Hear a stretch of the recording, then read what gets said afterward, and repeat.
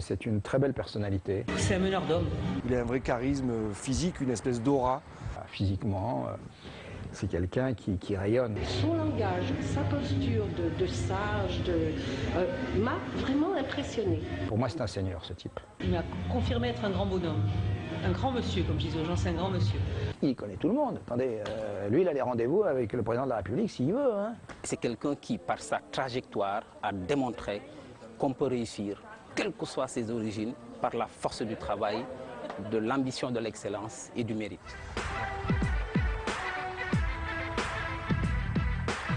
Bienvenue dans Star Confidence. Alors aujourd'hui nous sommes à Marseille pour aller à la rencontre du Sénégalais le plus connu de la Côte d'Azur, j'ai nommé Pape Diouf.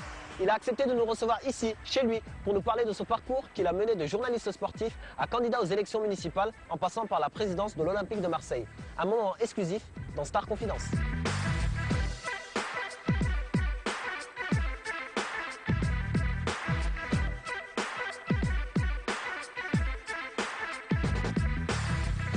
À l'écoute de ses collaborateurs, amis ou simples habitants de Marseille, tous sont unanimes. Pape Diouf ne laisse pas indifférent et marque les esprits. À mon tour, j'ai souhaité le rencontrer afin d'en savoir plus sur son parcours.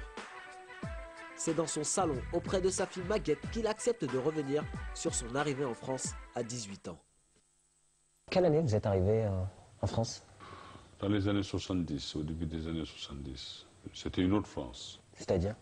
C'était la France qui n'était pas la France du chômage, ce n'était pas la France des visas, ce n'était pas non plus la France des cartes de séjour pour les Africains. Donc oui, c'était une France, je dirais, tout autre que celle que nous vivons aujourd'hui. Comment avez-vous vécu le changement entre le Sénégal et la France? Le changement est toujours brutal pour un jeune Africain de moins de 20 ans qui quitte le cocon familial, qui quitte son Afrique natale, qui quitte son pays, et qui, je dirais, est jeté brutalement dans l'effervescence européenne. Une des premières surprises, c'est de voir des Blancs conduire des bus, c'est de voir des Blancs vendre les cigarettes, c'est de voir les Blancs s'occuper de la poubelle, alors que généralement, nous avons toujours vu, je dirais, les Blancs en costume cravate dans les bureaux, les Blancs en tout cas dans des positions, je dis, de commandement. Et là, bon, on les voyait subitement dans leur contexte de tous les jours, et c'est vrai que c'est quand même un contraste saisissant. Comment avez-vous vécu votre arrivée à Marseille? Je devais faire l'armée. J'avais compris, moi, en quittant Dakar, que c'était école militaire. En arrivant, j'ai appris que c'était engagement militaire. Donc j'ai commencé par faire des petits boulots. Aussi bien j'ai été coursier, aussi bien j'ai été manutentionnaire. Et j'ai eu à travailler au port de Marseille, j'ai eu à travailler dans des sociétés dont j'étais un des innombrables employés chargés de faire, je dirais, un travail de manutention. Cela revenait à remplir des cartons ou des caisses, cela revenait aussi à décharger des cartons ou des caisses. C'est un travail que j'ai fait parce qu'en ce moment-là, il fallait le faire. Avant d'intégrer le monde du football en tant qu'agent de joueur puis de manager, Pape Diouf trouve sa voie dans le journalisme sportif. Il gravit les échelons et devient le spécialiste de l'Olympique de Marseille. D'abord, je suis rentré pour être pigiste, le journaliste du dimanche, chargé de collecter les résultats. Ensuite, je suis passé au service correction de ce journal, avant enfin d'intégrer les services de sport, dont je devais devenir un des piliers sans doute, puisque je devais m'occuper de l'Olympique de Marseille, matière noble à Marseille, puisqu'on sait qu'un journaliste qui s'occupe de l'Olympique de Marseille, c'est un peu le journaliste qui a acquis son bâton de maréchal, mais il a fallu un peu de temps. Je pense simplement que les choses se sont faites progressivement. Ensuite, vous passez de journaliste à agent de joueur? Oui. Pourquoi un tel changement? Parce que quand j'ai quitté la Marseillaise, j'ai fait le quotidien qui voulait concurrencer l'équipe qui s'appelait le quotidien de sport. Et puis au bout d'un an, il y a eu une querelle des actionnaires, ce qui a amené le journal à arrêter sa diffusion. Et puis en ce moment-là, en même temps, Basile Boli, Joseph-Antoine Bell, qui étaient déjà des copains, ont tout fait, ont j'allais dire, poussé en me demandant de devenir leur agent. J'ai longtemps hésité avant finalement de me lancer. Et c'est ainsi effectivement que je suis devenu agent et que j'allais même être l'agent de plus de 70 jours au moment où j'ai quitté cette activité. Manutentionnaire, journaliste, agent de joueur, un parcours hors du commun pour celui qui devient en 2004 le président de l'Olympique de Marseille. Est-ce que vous vous imaginez en venant en France un jour être le président du plus grand club de football français? Ben moi, il y a une chose qui est que je n'ai jamais planifié quoi que ce soit. C'était un millier évidemment de mes projets et de mes ambitions. J'avais déjà refusé une offre de Marseille quelques années auparavant.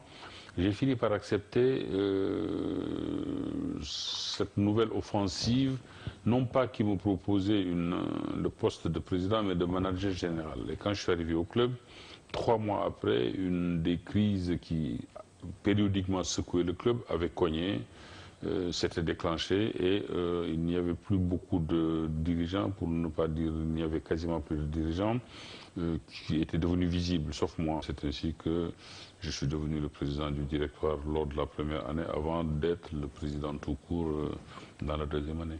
Qu'est-ce que vous retenez de cette présidence de l'Olympique de Marseille?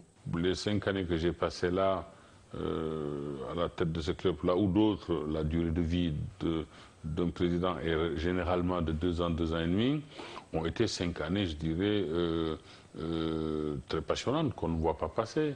Il n'en demeure pas moins que gérer l'Olympique de Marseille, c'est gérer 90, voire même peut-être bien plus, peut-être même 95% d'imprévus et d'emmerdes, et peut-être, oui, 5% de bonheur, mais sans plus, pas plus. Vous n'avez gagné aucun titre à l'Olympique de Marseille? Vous savez, c'est moi qui ai pris, avant de partir, Deschamps, et à Deschamps, je lui avais très clairement dit que je le prenais précisément pour gagner le titre. Je venais de rétablir les comptes financiers du club, puisque de 35 millions lors de ma première année, on venait de passer à 40 millions, donc nous avions quand même suffisamment de ressources et de moyens pour répondre en tout cas à l'ambition qui était la nôtre. Et c'est ainsi que je suis parti. L'année d'après, l'Olympique de Marseille est devenu champion de France. Moi, c'est comme m'a dit un jour un supporter marseillais, il m'a dit, vous savez, M. Diouf, moi les titres, quand j'entends quelques-uns vous reprocher de ne pas en avoir, ça me fait doucement rigoler. Et qui me disait que pour lui, la seule chose qui comptait, c'était la passion qu'il vivait au stade, c'était le plaisir qu'il prenait au stade, puisque les coupes ou les titres, en définitive, il ne les touchait pas de son doigt. La seule chose qui était vraie, c'est ce qu'il vivait dans l'enceinte du stade et qu'à cet égard-là, l'équipe que j'ai conduite lui avait donné beaucoup de bonheur. Je crois que c'est ça que je retiens. Aujourd'hui, quel regard portez-vous sur l'Olympique de Marseille? Le regard de quelqu'un qui est redevenu un supporter de base et qui déplore qu'il y ait dans ce stade-là moins de passion, que d'entendre parfois ces dirigeants parler de ressembler à des clubs, genre des clubs allemands, genre des clubs anglais, au lieu de revenir simplement à des classiques et de redonner aux Marseillais le goût d'être des Marseillais et aux joueurs simplement de redevenir Marseillais, c'est tout. Un manque de passion, partagé par de nombreux supporters marseillais, et notamment sa fille Maguette, 9 ans, qui ne serait pas contre le retour de son papa à la tête du club. Je pense que sa place est plus à l'OM que dans les municipales, parce que, par exemple, quand je me balade avec lui, tout le monde lui dit de toujours la même phrase, revenez à l'OM, revenez à l'OM. Si on vous demandait de revenir aujourd'hui à l'Olympique de Marseille? Je ne le fais pas dans la fiction. J'attends déjà qu'on me propose ça. Mais je ne me rase pas le matin en pensant à l'Olympique de Marseille. Absolument pas. L'Olympique de Marseille a été une période de ma vie, 5 années. Je redis que la durée de vie des présidents était de 2 ans, 2 ans et demi. Je suis resté 5 ans, pendant lesquels je n'ai pas été l'objet d'une fronde populaire. Je n'ai pas été l'objet, je ne suis pas parti à cause de mauvais résultats. Je n'ai pas été l'objet de poursuites judiciaires ou de casseroles judiciaires. Lorsque je suis arrivé, il y avait, je l'ai dit, moins 35 millions. Je suis parti en laissant dans les caisses 40 millions. Je pense que c'est ce qu'on peut appeler partir la tête haute. Aujourd'hui, vous l'avez dit vous-même, il suffit que je marche dans les rues de Marseille pour entendre le même refrain, j'allais dire comme une rengaine, tout le monde me demande de revenir. C'est le signe quand même que, avoir laissé une bonne empreinte à la tête de ce club. Du Sénégal à la France, Pape Diouf fait donc un parcours sans faute. Pour aborder son enfance au pays de la Teranga, le rendez-vous est pris dans un restaurant sénégalais. Babacar Ba, le propriétaire, voit en Pape Diouf un modèle pour les jeunesses africaines. Nous avons connu Pape Diouf comme tous les jeunes Africains qui ont regardé et qui ont été subjugués par ce brillant et talentueux Africain qui est arrivé au sommet dans ce pays. Donc naturellement, Pape Diouf, c'était le modèle qu'on voyait, qu'on regardait à la télé. Et le message vraiment, c'est que les jeunesses africaines doivent aujourd'hui s'inspirer de ce modèle-là en disant qu'il n'y a pas de fatalité, quelles que soient les origines, on peut quand même par la force du travail, de l'abnégation et de l'ambition de l'excellence réussir dans la vie. Et c'est ça en fait que représente Pape Diouf. Avant d'être un modèle de réussite, Pape Diouf se construit au Sénégal, son pays natal avec lequel il entretient des liens forts. Les liens que j'ai avec le Sénégal sont des liens ténus, puisque depuis que je suis arrivé ici, je suis resté en contact avec le pays, avec d'abord ma famille, mes parents. Et j'ai été souvent l'objet d'une sollicitation de la part des autorités du football sénégalais. Histoire de voir avec moi si je pouvais parfois leur apporter un petit concours, leur apporter un petit coup de main, soit dans la recherche d'un entraîneur, soit simplement dans la libération de certains joueurs. Donc oui, ces liens n'ont fait effectivement que se nourrir, je dirais, du besoin compréhensible en tout cas du pays de s'adresser à un professionnel du football. Et moi-même, je dirais aussi de rester en contact étroit avec ce qui reste en tout cas mon pays. Une éducation confiée à son oncle, Pape Diouf vit une enfance où il faut déjà apprendre à s'adapter. C'est un peu l'enfance que les gens de ma génération ont connue, c'est-à-dire le football sur la plage, d'autant que j'habitais à côté de la plage, à Fanok. Le basket aussi, pas très loin de chez moi, puisque c'était sur le terrain du Duc, le Dakar Université Club. Il y a évidemment un collège qui a contribué à ma formation, qui s'appelait le collège... qui s'appelle toujours d'ailleurs le collège Sacré-Cœur, mais à l'époque j'ai été un des premiers élèves à y être entré. La première année du Sacré-Cœur, j'étais de la levée. Comment avez-vous vécu le fait d'avoir été éduqué par votre oncle? Il y a une ambivalence de sentiments. Évidemment, sur le moment, sur le champ, comme tous les enfants arrachés à 6-7 ans à leur foyer naturel, au foyer où papa et maman se trouvent, il y a comme une sorte de déchirement.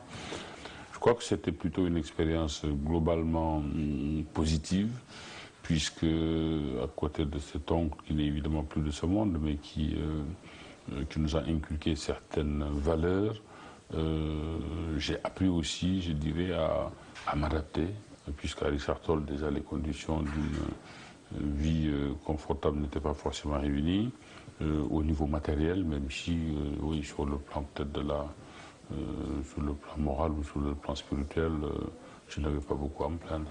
Vous, pour votre réussite, quel est votre gris-gris? Moi, je n'ai pas de gris-gris, j'ai simplement une sorte de socle. Et ce socle repose, je dirais, sur ce que furent les prières de ma mère. C'est les seules choses auxquelles je crois. Les seules choses. Je n'ai jamais été voir ce qu'on peut appeler rapidement un marabout. Je n'ai jamais cru en une action surnaturelle qui viendrait m'apporter un surcroît de sécurité, de réussite ou de bien-être.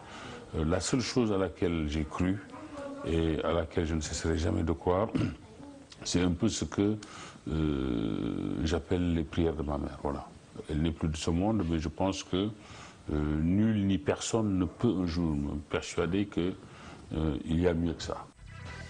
En 2014, Pape Diouf voit grand. Fort de sa notoriété, il se lance dans la politique et brigue le fauteuil de maire de la ville de Marseille.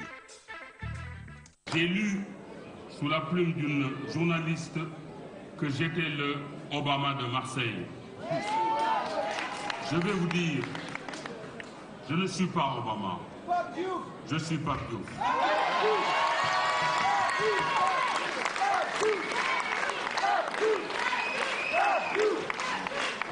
Je souhaitais que Pape Diouf soit là avec nous, dans ce mouvement citoyen. Quand il est venu, quand la fumée blanche est apparue, c'était vraiment la joie. qu'il a mis sa notoriété au service d'un enjeu collectif, mais il le porte vraiment, c'est-à-dire qu'avec beaucoup d'humilité, un rapport au pouvoir qui est très sain. La manière qu'il a d'aller vers les gens, et puis... Ah oui, moi c'est la manière qu'il a de considérer les gens. Parce qu'en politique, souvent, on ne considère pas les gens. On fait en sorte que les gens nous vénèrent, puis ils peuvent nous parler, on ne les écoute pas. Lui, il écoute les gens. Il est là, et au contraire, il se met peut-être même trop en retrait. Quand il est en réunion, il est capable, et Dieu sait qu'on en a animé un certain nombre avec nos candidats, avec pas mal de Marseillais, d'écouter pendant 1 heure, voire 2 heures. Vous savez, quand vous êtes dans ce domaine-là, de la politique, vous ne savez jamais à qui vous avez affaire. Et là, en Pape Diouf, j'ai rencontré une personne qui était pleine, honnête. Donc il nous a redonné de l'espoir, de la force et surtout l'idée qu'on était utile. Pendant la campagne, il a eu l'opportunité un soir d'aller au stade Vélodrome et qu'il était réticent à y aller parce qu'il disait ça fait plusieurs mois que je ne vais pas au stade et je ne veux pas y aller pendant la campagne juste parce que électoralement ça serait bon. Et donc chacun a usé de 1000 arguments pour essayer de le faire venir et moi à la fin j'ai trouvé l'argument imparable. Je lui ai dit écoutez pape, mon fils qui a 13 ans adorerait aller au stade avec vous et je pense que vous ne pouvez pas décevoir un enfant. Et il m'a regardé dans les yeux, il m'a dit tu as raison, je ne peux pas décevoir un enfant.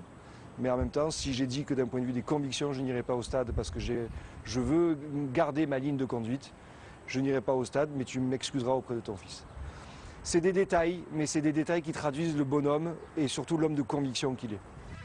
Des convictions et une campagne électorale mouvementée sur laquelle veut s'appuyer Pape Diouf pour préparer l'avenir. C'est lors d'un déjeuner entre collaborateurs que je le retrouve afin de revenir sur son engagement politique lors des dernières élections municipales. Il était, me semble-t-il, utile au vu de la notoriété qui est la mienne et surtout de l'amicale pression dont j'ai été l'objet. Il m'a paru utile effectivement de m'engager dans la démarche électorale lors des municipales, non pas avec des ambitions démesurées, mais un peu pour, autant que faire se peut, donner un bon petit coup de pied dans la fourmilière. N'était-ce pas un risque de se présenter aux élections municipales? Quel risque? Le risque de, à un moment donné, simplement de dire halte, le risque de dire je suis un citoyen, j'ai envie d'entreprendre une démarche citoyenne. Quel était le risque? Le risque, non, il n'y avait pas de risque, mais il y avait effectivement de ma part sans doute le fait de sortir d'un certain confort qui était le mien. Et voilà qu'il me fallait ressortir de ce cocon, il me fallait arpenter les rues de Marseille, il me fallait me réveiller très tôt, me coucher très tard, il me fallait me forcer à des exercices d'explication, à des exercices de pédagogie. Il me fallait peut-être à certains moments, puisque nous n'avions pas bénéficié évidemment de la puissance financière de nos principaux rivaux, il me fallait peut-être parfois, oui, dépenser un peu plus d'argent que je n'aurais dépensé, oui, c'est vrai. Pas de risque, mais une opposition avec François Hollande, le président de la République, qui quelques mois avant les élections l'a élevé au rang de chevalier de la Légion d'honneur. Avant ma candidature, j'ai été reçu par le Premier ministre, Jean-Marc Ayrault. J'ai été reçu par M. Le Mans, qui était le secrétaire général de l'Élysée à l'époque. J'ai été reçu par le président de la République. Oui, ces 3 hommes qui constituent le sommet de l'État avaient souhaité que je puisse soutenir leur candidat, Patrick Mennucci. Mais cela ne me paraissait pas être la bonne voie. J'ai dit non. J'ai dit non, et d'ailleurs même François Hollande en personne m'a dit qu'il regrettait peut-être que je ne soutienne pas Mennucci, mais qu'il comprenait ma démarche et lui donnait un sens. Comment expliquer la force du Front National aujourd'hui, ici en France? D'abord, il faut relativiser. Le Front National est certes un des partis aujourd'hui les plus en vue, mais quand on considère le nombre d'abstentions qui caractérise aujourd'hui l'électorat français, il faut donc dire que la progression du Front National est relative et non pas absolue. Il y a, me semble-t-il simplement aujourd'hui, de la part des électeurs du Front National, un vrai ras-le-bol. Très longtemps, ce vote était plutôt un vote protestataire, un vote contestataire. Aujourd'hui, c'est devenu un vote de dépit. La place du racisme en France, comment vous la jugez? Le racisme existe, la discrimination existe. Il suffit simplement de regarder ce qui se passe. Quand on considère aujourd'hui les sociétés du CAC 40, il n'y a pas un noir ou un arabe qui soit à la tête de ce type de société. Il n'y a pas un noir ou un arabe à la tête d'un corps de l'armée important. Il n'y a pas, en dépit de leur présence massive et sans lesquelles il ne peut plus y avoir de championnat, il n'y a pas ni de Ligue 1, ni de Ligue 2, ni de quoi que ce soit. Il n'y a pas un noir ou un arabe à la tête d'un club en tant que dirigeant ou en tant que manager, alors que c'est eux qui font véritablement le football français. Il y a, me semble-t-il, dans ce pays-ci, aujourd'hui, des discriminations qui ne disent pas leur nom, mais qu'il suffit simplement de regarder, d'ouvrir les yeux pour les constater. Fort de cette première expérience politique, Pape Diouf ne souhaite pas en rester là et envisage la création d'une fondation afin de rester au service des Marseillais. Pour le moment, je suis sollicité très massivement par beaucoup et à l'évocation, comme j'ai eu à le faire, peut-être d'une mise en place d'une fondation qui aura d'abord un objet véritablement social. Beaucoup de gens, beaucoup de personnes en tout cas, se montrent intéressés et il n'y a pas de jour sans que je ne sois l'objet de questions, sans que je ne sois l'objet de propositions pour mettre en place, je dirais, une telle instance. Essayer de voir un peu comment, à notre niveau et selon les moyens dont on disposera, comment on peut réduire cette fracture sociale qui défigure, je l'ai dit, la ville. C'est de voir comment on peut jouer dans la réinsertion, dans la requalification, dans l'école de la deuxième chance. C'est voir comment on peut aider les habitants des quartiers les plus défavorisés à essayer de remonter un peu la pente. Oui, il y a, me semble-t-il, dans cette ville-là beaucoup de choses à faire ou à refaire, mais de manière à créer un moins grand déséquilibre que celui qui existe aujourd'hui et qui fait de Marseille, c'est vrai, cette ville si inégalitaire. Est-ce qu'on verra un jour Pape Diouf s'intégrer dans la politique sénégalaise? Pourquoi? Ça ne servirait à rien. Il y a des gens qui sont sur place, qui connaissent sans doute mieux que moi la situation, qui vivent les problèmes au quotidien. Et je pense que le Sénégal est mon pays d'origine, la France est aussi mon pays d'adoption, mais je vis ici. Ce sont les problèmes d'ici que je vis moi aussi à mon rythme et au quotidien. Ce sont là où mes enfants sont presque tous nés, sauf un. Donc je ne vois pas pourquoi j'irai au Sénégal en jouant des coudes avec déjà ceux qui, sur place, ont démontré, certains d'entre eux, en tout cas leur entre-gens, leur investissement aussi. Je crois que ce ne serait pas très correct vis-à-vis de ces gens-là. Quel regard portez-vous sur la candidature de Youssou N'Dour aux élections présidentielles? L'intérêt de la candidature de Youssou N'Dour a été d'avoir braqué sur le Sénégal les projecteurs quasiment, j'allais dire, du monde entier, et de permettre à un moment donné l'élection de se dérouler en toute transparence. Et ça, ce n'était pas rien déjà. Évidemment, le Sénégal n'est pas Haïti. Et ce n'est pas... faire cette comparaison-là était déjà une injure vis-à-vis d'un Youssou N'Dour, un garçon qui a beaucoup apporté au Sénégal, un garçon qui a fait dans tous les domaines d'énormes progrès.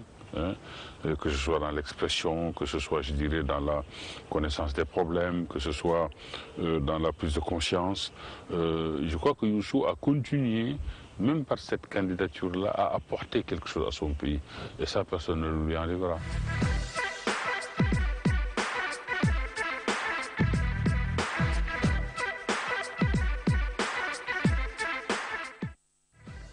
Voilà, Star Confidence c'est terminé pour aujourd'hui, mais je vous donne rendez-vous très bientôt pour aller à la rencontre d'une personnalité de la diaspora sénégalaise. Ici Marseille, à vous Dakar.